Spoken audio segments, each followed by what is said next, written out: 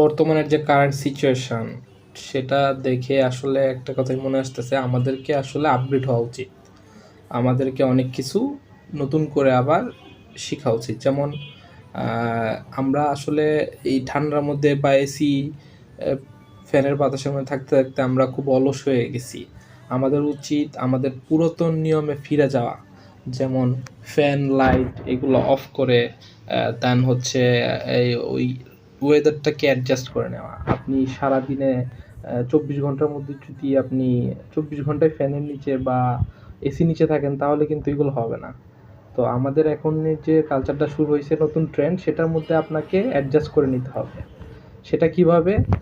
আপনি গরমের মধ্যে থাকবেন, আপনি বেশি করে ভারী জামা কাপড় পরবেন এবং আগের দিনের মতো আমাদেরকে ফিরে যেতে হবে।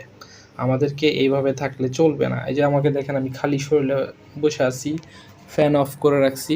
কারেন্ট আছে কিন্তু তারপরেও আমি ফ্যান অফ করে রাখছি, কারণ আমি অ্যাডজাস্ট করতেছি ওয়েদারটাকে, যাতে করে আমি বাইরে গেলে আর গরম ফিল না করি। আমরা আসলে আগের দিনের মানুষরা কি করতো?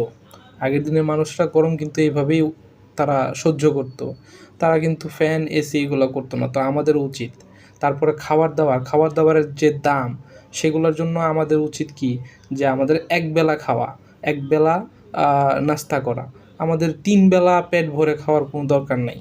তো এইগুলা করলে হবে কি, একটা সময় দেখা যাবে আপনি এগুলা অ্যাডজাস্ট করে নিছেন। আমরা আসলে যে একটা কথায় আছে না, যে এক পুরুষে করে ধন আরেক পুরুষে খায়, আরেক পুরুষ এসে দেখে খাওয়ার কিছু নাই।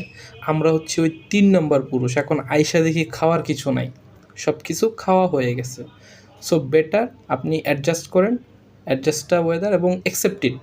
আমরা বাঙালি জাতি অ্যাকসেপ্ট করতে খুব ভালোবাসি।